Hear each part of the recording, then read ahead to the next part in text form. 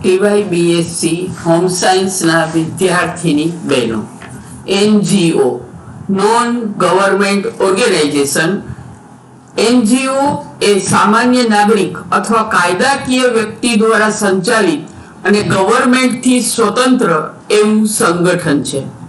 N.G.O અંશતઃ કે સંપૂર્ણ રીતે ગવર્મેન્ટ દ્વારા અપાતી આર્થિક મદદથી કાર્યરત હોય છે. આ સંગઠનમાં ગવર્મેન્ટના પ્રતિનિધિ સભ્ય તરીકે હોય છે. N.G.O નો હેતુ ખૂબ જ વિશાળ છે, જે રાષ્ટ્ર કે આંતરરાષ્ટ્રીય વિકાસના ફલક ઉપર વિસ્તરેલ છે. N.G.O એ માનવ અધિકારો, સામાજિક ન્યાય અને સતત વિકાસ કરવાની દર્શન શક્તિ રાખવી એ એની પ્રાથમિકતા છે. માનવને લોકશાહી રીતે વિચારવું અને પોતાના હકો અધિકારો મળે તે તેમની મૂળભૂત જરૂરિયાતો છે તે સમજાવવું જે રાષ્ટ્રના સતત વિકાસ માટે અતિ આવશ્યક છે. તેથી તેઓ દરેક રીતે અતિ આવશ્યક તેવા નિર્ણયો લેવા સ્વતંત્ર છે, કેમ કે લોકોનું કલ્યાણ, વિકાસ અને તેમનું જીવન દર્શન છે. N.G.O તેમના કાર્ય પ્રત્યે કટિબદ્ધ છે કે સમાજના પછાત, અવિકસિત, જરૂરિયાતવાળા લોકો માટે અને તેમના વિકાસ માટે કાર્ય કરે છે. જે લોકો પાસે માહિતીની અપ્રાપ્યતા છે તેમને માહિતી પહોંચાડવી, લોકોને તેઓમાં વિશ્વાસ જાગે અને લોકો તેમના કાર્યમાં ભાગીદાર બને તેવા કાર્યો કરવા એ તેમનું જીવન દર્શન છે. N.G.O આવી રીતે આપણે જોઈએ તો N.G.O એ સમાજ માટે અને સમાજલક્ષી કાર્ય કરે છે.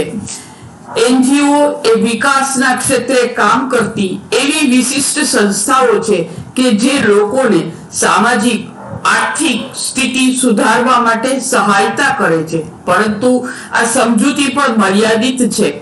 N.G.O ની પ્રવૃત્તિઓનો સંદર્ભે વિચાર કરીએ તો N.G.O એ એવા શૈક્ષિક સંગઠનો છે કે જે શિક્ષણ, સ્વાસ્થ્ય, શહેર, ગ્રામીણ વિકાસ, પર્યાવરણ, વસ્તી વધારો જેવા અનેક ક્ષેત્રોમાં કાર્યરત છે.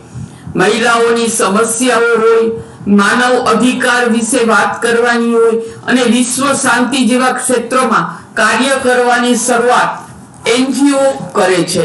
ટૂંકમાં N.G.O એ પોતાના કાર્ય લોક ભાગીદારીને ધ્યાનમાં રાખી અને કરવાની કોઈ પણ તક જવા દેતા નથી. આપણે આજે આ મુદ્દાની ચર્ચા કરશું કે N.G.O થી શું ફાયદાઓ છે. આપણે એક પછી એક લેતા જાય તો N.G.O ની સાથે કામ કરવામાં ઘણી બધી વિશાળ તક મળે છે, ઘણા બધા અનુભવો મળે છે. N.G.O કોઈ પણ એક જ ફિલ્ડમાં કે એક જ પ્રોજેક્ટમાં કાર્ય કરતા નથી. જે સમુદાયને જે તે પ્રોજેક્ટની જે તેની જરૂર પડે છે તેમાં N.G.O કાર્ય કરે છે, નાના સ્તરે કાર્ય કરે છે અને ત્યાંથી એ ઊંચા સ્તર સુધી પહોંચે છે. એટલે દરેક સ્તરના લોકો સાથે હળવા મળવાનું થાય છે, સમાજમાં એની સમસ્યાઓની ખ્યાલ આવે છે, સમાજમાંથી કેટલા લોકો મદદગાર બની શકે છે એનો ખ્યાલ આવે છે. એટલે N.G.O સાથે કામ કરવાથી ખૂબ વિશાળ તકો મળે છે. N.G.O એ મહિલા વિકાસના કાર્યો કરે છે, સ્ત્રી સશક્તિકરણના કાર્યો કરે છે, સમાજ કલ્યાણ સાથે મળી અને લોકોને ઘણા બધા માર્ગદર્શન આપે છે અને લોકોને ઘણી બધી મદદ કરે છે. એટલે N.G.O સાથે કાર્યો કરવાથી યુવાનોને વિચારવાની, કાર્ય કરવાની ખૂબ વિશાળ તકો મળી રહે છે. એના પછી છે સામાજિક સુધારણામાં N.G.O નો નોંધપાત્ર ફાળો છે. ખાસ કરીને આરોગ્યલક્ષી કેમ્પો રાખવા, આરોગ્યલક્ષી સુવિધાઓ ઉપર ધ્યાન રાખવું, શિક્ષણનો પ્રચાર અને પ્રસાર કરવો. જ્યાં શૈક્ષણિક શાળાઓ નથી ત્યાં બાળકોને અને યુવાનોને શિક્ષણ આપવું, રાત્રિ શાળાઓ શરૂ કરવી, આવું ઘણું બધું શૈક્ષણિક સુધારણાનું કાર્ય NGO કરે છે. એના માટે એ ઘણી સાધન સામગ્રી પણ આપે છે. આ સિવાય સમાજના લોકોના વિચારમાં બદલાવ લાવવો, એના માટે સંચારના માધ્યમોનો ઉપયોગ કરે છે. લોકો પોતાના રીત રિવાજો જૂના જે સામુદાયિક સુધારણા માટે નડતરરૂપ છે એવા લોકોમાં બદલાવ લાવે, જેમ કે દહેજ પ્રથા ન હોવી જોઈએ, લગ્ન, મરણ અને જન્મ પ્રસંગે ખૂબ વધારે પડતો ખર્ચો ન કરવો જોઈએ. આવા બધી ઘણી બાબતનો પ્રચાર પ્રસાર કરે છે. જ્યાં અંધશ્રદ્ધાની વાત હોય ત્યાં NGO વિજ્ઞાન જાથાવાળા લોકોને પણ બોલાવીને સમાજને ઉદાહરણ આપે છે કે અંધશ્રદ્ધા ન રાખવી જોઈએ અને દરેક બાબતોને વૈજ્ઞાનિક દ્રષ્ટિકોણથી જોવો જોઈએ. એટલે જ્યાં કોઈ પણ પહોંચી ન શકે ત્યાં NGO પહોંચે છે અને ગ્રાસ રૂટથી એ પોતે સામાજિક સુધારણાના કાર્યમાં નોંધપાત્ર ભૂમિકા ભજવે છે. જેમ અનુભવથી એના જ્ઞાનમાં વધારો થાય છે એટલે NGO કોઈ પણ પ્રોજેક્ટની શરૂઆત કરે પછી એ પ્રોજેક્ટ માટે એ સમુદાયને મળે, જરૂરિયાત વાળા લોકોને મળે, પ્રોજેક્ટમાં કામ કરનાર અન્ય લોકોને મળે, ઘણા બધા લોકોના કોન્ટેક્ટમાં આવે, નિષ્ણાંતોની મદદ લઈએ, દાતાઓની મદદ લઈએ, પ્રોજેક્ટ ગોઠવે અને એને આવી રીતે ઘણા બધા પ્રોજેક્ટ કરવાથી એને જુદા જુદા અનુભવો થાય છે સમાજમાંથી અને એમાંથી એને ઘણું શીખવા મળે છે કે હવે પછી કોઈ પણ નવો પ્રોજેક્ટ લેવી વખતે શું ધ્યાનમાં રાખવું જોઈએ. અનુભવ એ જેવું શિક્ષણ આપે છે એવું કોઈ શિક્ષણ આપી શકતું નથી. વ્યક્તિ અનુભવથી જ ઘડાય છે. સમુદાયને કારણે આપણે આગળ વાત કરી એમ શિક્ષણ ક્ષેત્રે નોંધપાત્ર સુધારો થયો છે. જે લોકોએ પ્રાથમિક શિક્ષણ લીધું નથી અથવા તો એવા એરિયા કે જ્યાં પ્રાથમિક શિક્ષણ મેળવવાની સગવડતા નથી અથવા જેના માતા પિતા એ બાળકોને પ્રાથમિક શિક્ષણ માટે મોકલી નથી શકતા, શાળાઓની વ્યવસ્થા નથી, ત્યાં NGO બાળકોને શિક્ષણ આપે છે. રાત્રિ શાળાઓ શરૂ કરી છે. કોઈ પણ પટાંગણમાં, કોઈ પણ મકાનના ભાગમાં કે કોઈ પણ જગ્યાએ એ બાળકોને પોતાના સમયે અને બાળકોના સમયે એને શિક્ષણ આપે છે. બાળકોને શિક્ષણ માટે નાની નાની બુકલેટો પૂરી પાડે છે. ઘણા લોકો કે જેણે શિક્ષણની પ્રક્રિયા અધવચ્ચેથી છોડી દીધી છે એ લોકોને પણ શિક્ષણ આપે છે. ટેકનિકલ શિક્ષણ આપે છે.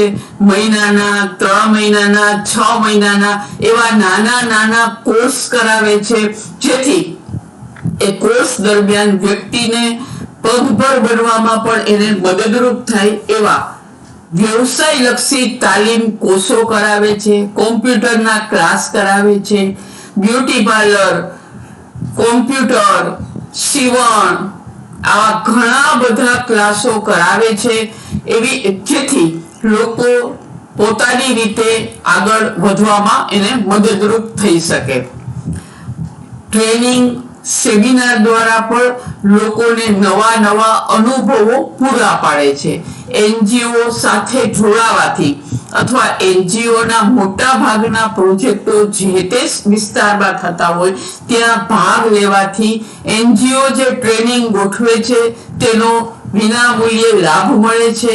NGO નિષ્ણાંતો દ્વારા સેમિનારો ગોઠવે છે તેનો પણ સમુદાયના લોકોને લાભ મળે છે અને આવા નવા સેમિનારો, ટ્રેનિંગો કરવાથી, નવા નવા અનુભવો લેવાથી વ્યક્તિને ઘણું બધું શીખવા મળે છે. સાથે સાથે ટ્રેનિંગ અને સેમિનારમાં લોકોને મળવાથી પણ તેના જ્ઞાનનો લાભ મળી શકે છે. ઘણું બધું જોવા જાણવા મળે છે. એક નવા જ પ્રકારના અનુભવો થાય છે.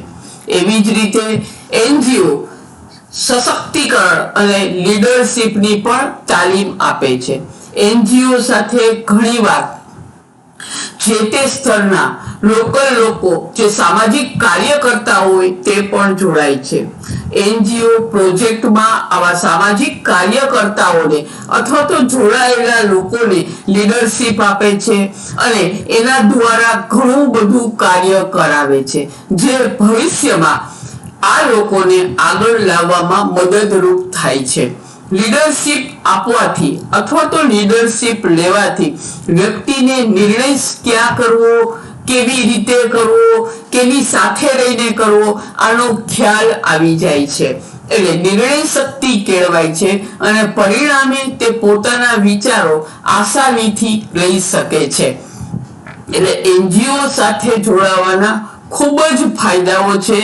NGO સશક્તિકરણનું કાર્ય કરે છે અને લીડરશિપ આપવાનું પણ કાર્ય કરે છે. જરૂરી છે લોકોએ તેના દરેક પ્રોજેક્ટમાં ભાગીદાર બનવાનું.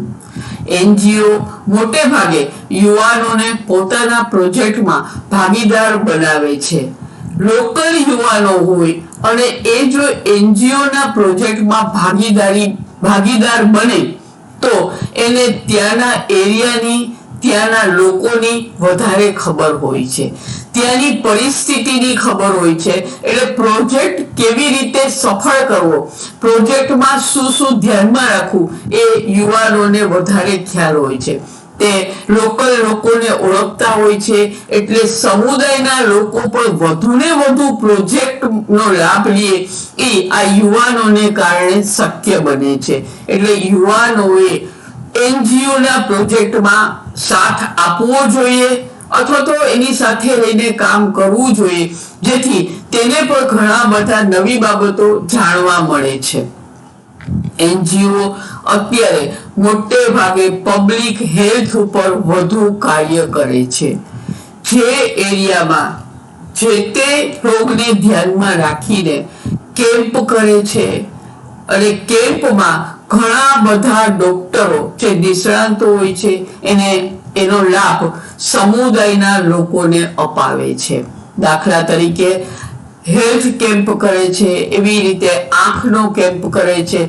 તો આંખના કેમ્પમાં ઘણા બધા લોકો વિના મૂલ્યે અથવા તો ઓછા મૂલ્યે પોતાના મોતિયા ઉતરાવી શકે છે, ચશ્માના નંબર કઢાવી શકે છે, ફ્રી ઓફ ચશ્મા આપે છે અને ઘણી બધી સમસ્યા હોય એનું સમાધાન સારી રીતે થઈ શકે છે. ઘણા બધા આદિવાસી અને ગ્રામીણ એરિયાના લોકો આવા હેલ્થ કેમ્પનો બને ત્યાં સુધી લાભ લે છે. હેલ્થ કેમ્પ કરવાથી ડોક્ટરોના ગાઈડન્સનું જ્ઞાન મળે છે, ફ્રી દવા મળે છે, શારીરિક ચેકઅપ થઈ શકે છે અને લોકોના હેલ્થ ઉપર ફોકસ પાડી શકાય છે, લોકોને જાગૃત કરી શકાય છે.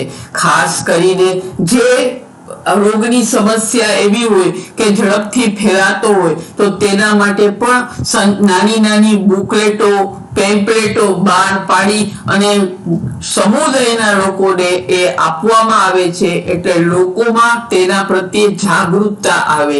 ક્યારે શું કરવું જોઈએ, શું ધ્યાન રાખવું જોઈએ, એ બધું જ ચિત્ર સાથેની બુકલેટો NGO દ્વારા સમુદાયના લોકોને આપવામાં આવે છે. ઘણીવાર NGO સમુદાયના લોકોની સાથે નિષ્ણાંતો, સામાજિક આગેવાનો, સામાજિક કાર્યકર્તાઓ અને પોતાના અધિકારીઓ સાથે વાર્તાલાપો, ચર્ચા, વક્તવ્યો, સેમિનારો આવું ગોઠવે છે. આવું કરવાથી લોકો એકબીજાના કોન્ટેક્ટમાં વધારે આવે, લોકોને એકબીજાના વિચારો જાણવા મળે, ઘણા બધા લોકોને પોતાના વિસ્તાર વિશે બોલવાની તક મળે છે, પ્રશ્ન રજૂ કરવાની તક મળે છે અને સામે જ જો તે અધિકારીઓ હોય તો પ્રશ્નો ઘણીવાર હલ પણ થઈ શકે છે. એટલે આવા વાર્તાલાપો, આવા ચર્ચાઓ ગોઠવવાથી સમુદાયને અને NGOને બંનેને ફાયદા મળે છે. એના માટે NGO લોકલ સંચાર વધારે છે, તો જ લોકોને NGO વિશે, એમાં કાર્ય કરતા સભ્યો વિશે, NGO ના પ્રોજેક્ટ વિશે તો જ ખ્યાલ આવે. ચર્ચાઓ ગોઠવવાથી, સેમિનારો ગોઠવવાથી, આવા પ્રોજેક્ટ ગોઠવવાથી તે જે તે વિસ્તારના લોકો એકબીજાના કોન્ટેક્ટમાં ત્યારે જ આવશે કે તેનો પ્રોજેક્ટનો પ્રચાર પ્રસાર સારો થયો હશે. એટલે એનજીઓ છે એ પોતાના કાર્યો માટે નાની બુકલેટો, પેમ્પલેટો, ભીંતચિત્રો, પોસ્ટર, તે વિસ્તારના ન્યૂઝપેપર બધામાં પોતાના કાર્ય વિશે માહિતી આપે છે.